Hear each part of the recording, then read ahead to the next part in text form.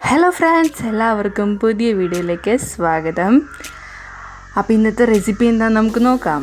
എല്ലാ വീട്ടിലും ഏത്തപ്പഴം വാങ്ങിച്ച് കഴിഞ്ഞാൽ ആർക്കും ഒട്ട് കഴിക്കാനും കഴിയത്തില്ല, ഒന്നും കഴിയത്തില്ല. അത് പഴുത്ത് കഴിഞ്ഞാൽ ആർക്കും ഒട്ട് വേണ്ടേം താനും.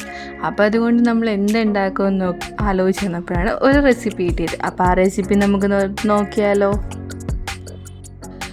നല്ല പഴുത്ത ഏത്തപ്പഴമാണ് ഞാനിവിടെ എടുത്തിരിക്കുന്നത്. അത് ആവശ്യമനുസരിച്ച് ഞാനിവിടെ ഒരു 4 ഏത്തപ്പഴം എടുക്കുന്നുണ്ട്. അത് പൊളിച്ച് ഒരു പാത്രത്തിലേക്ക് ഇട്ട് കൊടുക്കാം.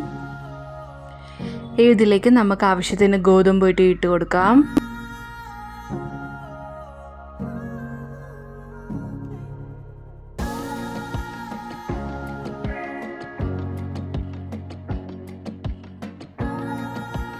ഗോതമ്പ് ഇട്ട് കൊടുത്ത് ഒരു അരമുറി തേങ്ങയും ഇട്ട് കൊടുത്ത് ശർക്കര നീരും ഒഴിച്ച് കൈ കൊണ്ട് നന്നായിട്ട് തിരുമ്മി യോജിപ്പിച്ചെടുക്കാം.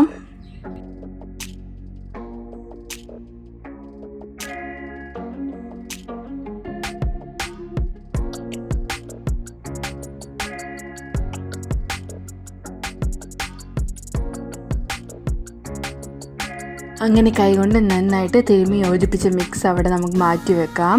ഇനി ഇത് ഉണ്ടാക്കാനായിട്ട് ഒരു പാൻ വെച്ച് കൊടുത്ത് അതിലേക്ക് നമുക്ക് ആവശ്യത്തിന് എണ്ണ ഒഴിച്ചു കൊടുക്കാം. എണ്ണയോ നെയ്യോ നിങ്ങൾക്ക് ഉപയോഗിക്കാം. ഇവിടെ ഞാനിപ്പോൾ എണ്ണയാണ് എടുത്തിരിക്കുന്നത്. എണ്ണ ഒഴിച്ച് കൊടുത്ത് ഇത് ഓരോ ബോളുകളാക്കിയെടുത്ത് ഇത് നന്നായിട്ട് പരത്തി കൊടുക്കാം. കൈ കൊണ്ട് തന്നെ പരത്തി കൊടുക്കുക.